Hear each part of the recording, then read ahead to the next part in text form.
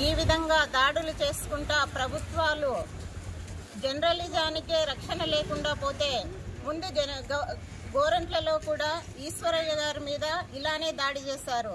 ఇప్పుడు కృష్ణ గారి మీద ఫోటోగ్రాఫర్ పైన దాడి చేయాల్సిన అవసరం ఏముంటుందని కూడా మేము ఈ జగన్మోహన్ రెడ్డి గారిని ప్రశ్నిస్తున్నాం. మీ సమక్షంలో జర్నలిస్టుల పైన దాడి జరగడం చాలా అమానుషం.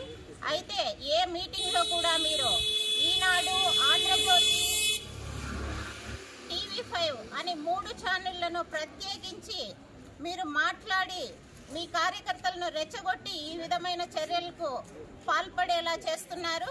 కాబట్టి సిద్ధం సభలు ఏర్పాటు చేసి చొక్కాలు మడతలు పెట్టి గూండాయుజానికి పాల్పడాలని మీ వైసీపీ కార్యకర్తలకు, నాయకులకు ఈ విధంగా మీరు సందేశాలు ఇస్తున్నారా అని కూడా మేము ప్రశ్నిస్తున్నాం.